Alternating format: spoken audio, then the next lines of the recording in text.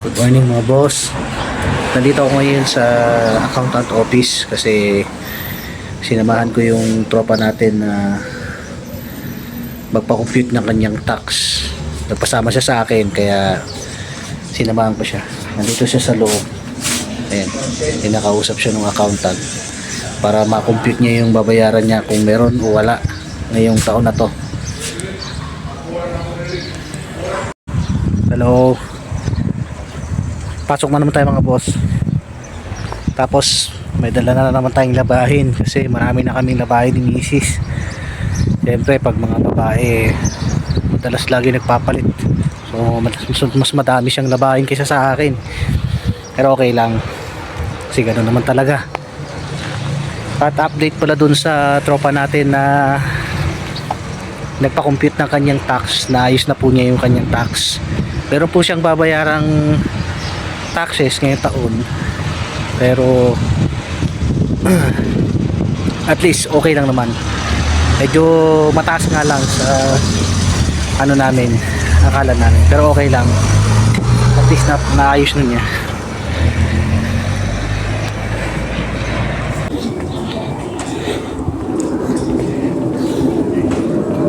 Andito na tayo ulit sa ating area. Hindi naman masyadong alikabok, sakto lang, pero kailangan panipunasan. Ayan, may naiwan pa dito. Ganda na panahon ngayon mga boss, kasi silabasan yung mga tourist, gumagala sila kasi nga maganda naman yung panahon, maaraw. So linis na naman tayo ulit.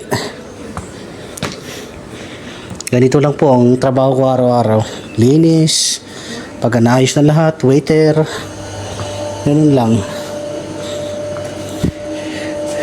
Hindi naman siya mahirap.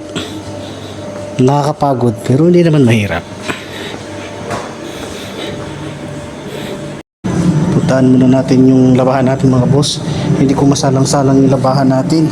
Ang dami kasing naglalaba. Titignan ko muna kung pwede na. Oh! Easy! No. Ito? Oh. Ayan, dami din naglalaba. Sweepers. Ho, meta. Mamaya na lang akong... Dami naglalaba ngayon, nagsabay-sabay. Kaya... walang choice kundi mag-antay. Di bali, magkakaoras niya. Balikan ko na lang mamaya mga alas 6 siguro.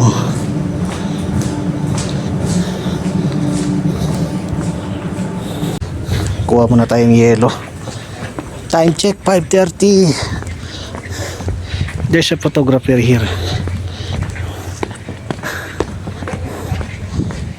Yasu. Yan, yung photographer. Pwede po kasing magpa-picture dito sa hotel mga boss. Sila po yung bahalang mag-ano sa inyo. Meron ding store dito para sa mga giveaways, pasalubong, mga balloon para pag maliligo sa beach. Meron mga pusa. Yan, mga pusa dito mga boss is minamahal. Minamahal po mga pusa dito, pinapakain, bawal pong saktan. Hindi po pwedeng saktan ng mga ano dito, pusa. Ang laking ano, diferensya sa Pinas. Sa Pinas kasi halos tinataboy natin yung mga pusa, pero dito sobrang mahal nila. Tas malalapit sa tao mga pusa dito, ayan. Hindi sila ilang sa mga tao dahil pinapakain sila ng mga guests. Tsaka hindi rin sila pinababayaan ng hotel syempre. Yung clock tower namin, ganda. Ganda dito, private room, private pool mga boss. Tsaka dito, mga private pool din yan. Ganda oh. Lipat tayo dito sa Pacifico Restaurant kasi wala daw yelo.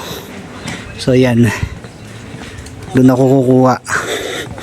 Marami po mga private room dito na may private pool din. Hello. Ngayon, tulad niyan dito. Dito na tayo. Dito tayo kukuha ng yelo. So, hindi na ako makakapag-video mga boss. Pauwi na naman ako mga boss. Madilim na. Alas 11 na po ng gabi. Ito po yung kaibigan ko na sinasabayan ko. Nakikisabay ako sa kanya. Pasalamat ako kasi sinasabay niya ako kahit papano. So, yun lang po muna sa ngayon. Maraming salamat po sa mga nanonood. Sa walang sawa pong nanonood. Maraming salamat po kahit na paulit-ulit lang po yung ginagawa nating routine sa araw-araw. Yun lang po kasi talaga muna yung may bablog ko sa ngayon dahil yun lang po talaga ang work ko ngayon. Yan lang po ang ginagawa ko sa araw-araw. Maraming salamat po. Ingat po kayo. God bless.